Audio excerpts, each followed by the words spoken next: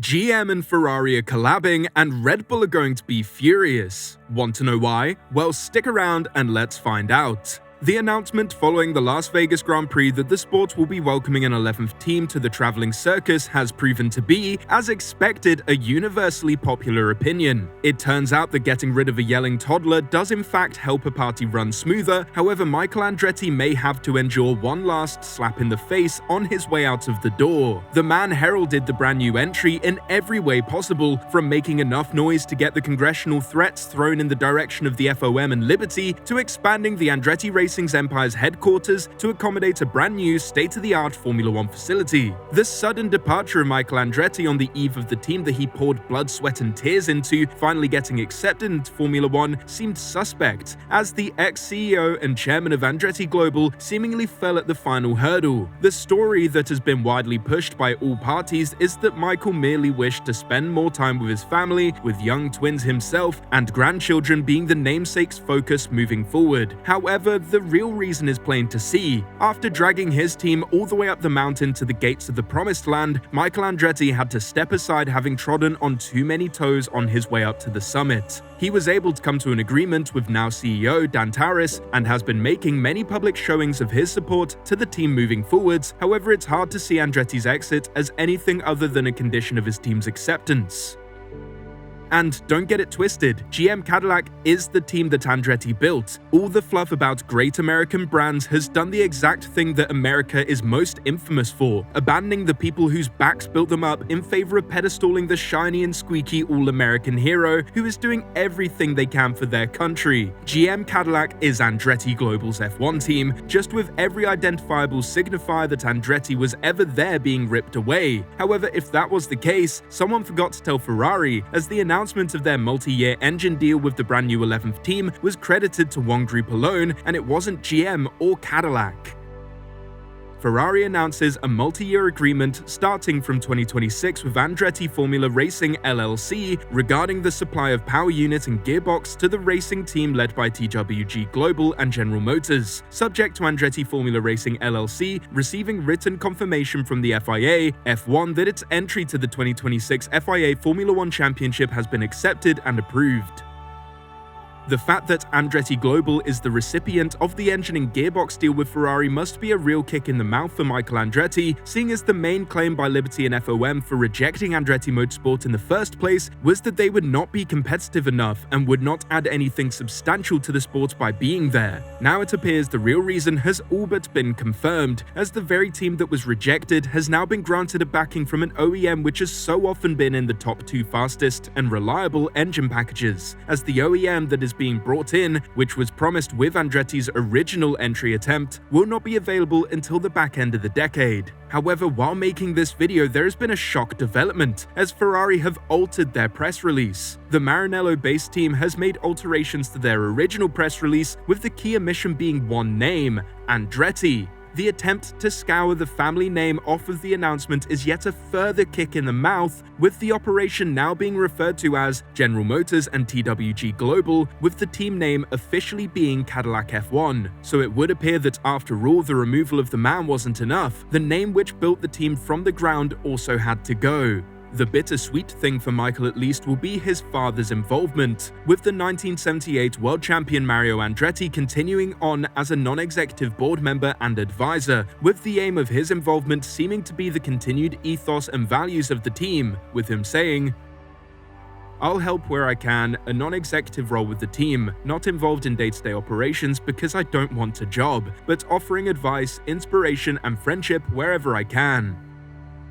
A lot of pieces have been falling into place for the team, with the ex-Manor and Mauritius team principal, Graham Loudon, being announced as the GM team principal for 2026 and beyond late last week. Loudon put out a fluffy statement regarding Ferrari support to the American team, but the team principal who gave the most insight into the deal was the Ferrari team principal Frederick Vasseur, who emphasized just how this deal can be beneficial for all parties involved.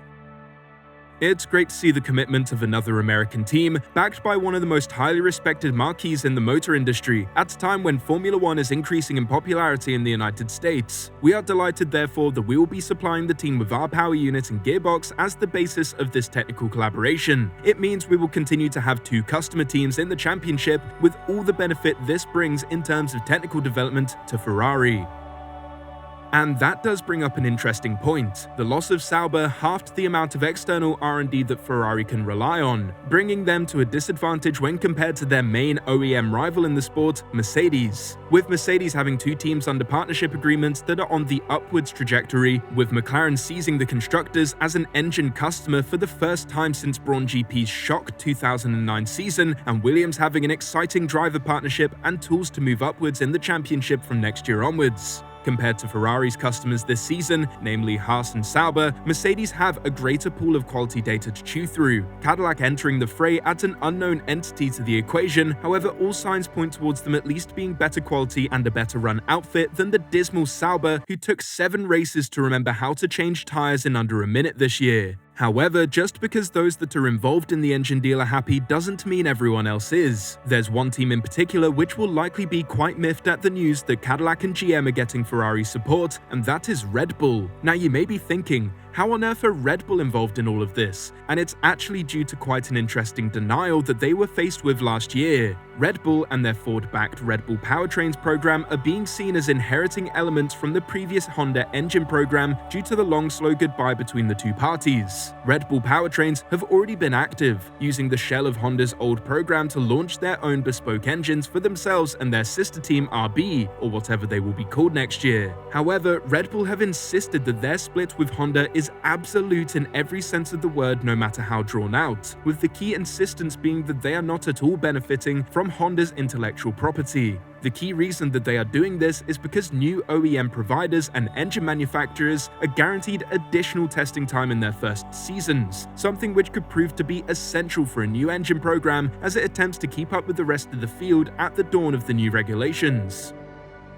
Or perhaps in Red Bull's case, looking to gain an advantage on the competition early. Red Bull was subsequently denied this extra time as the separation from Honda and their previous efforts as an engine supplier before they decided to change their mind about leaving the sport yet again was not deemed to be thorough enough, with remnants of the IP and approach still visible to the FIA. GM, however, perhaps due to them having no prior running as a team with a customer engine, have been approved as a bona fide brand new engine manufacturer. Despite the 2 to 4 years of experience their team will appropriate from running the previously successful and massively experienced Ferrari engines. The oldest team in the sport, with one of the greatest, if not the greatest, track records in regards to their engine program providing you, may certainly give credible experience and data to reflect on, something Red Bull will now argue as being integral to Ferrari's IP. Now, we personally do see a massive difference between the 2 parties. The only real similarity is both will be utilizing American powerhouses in the near future, and neither know how to coherently name a team or stick to it. Andretti GM is a brand new entry using brand new facilities. Red Bull adopted their testing beds, facilities, and experience from their prior championship-winning partnership with Honda. However, just because everyone else can see this plainly doesn't mean that Red Bull won't kick up a fuss. So be ready to see some Horner histrionics in the media about how unfair their engine program is being treated. If Red Bull and their sister team end up at the back of the field come the new regulations, and GM catapults past them, prepare yourself for some grade A whining.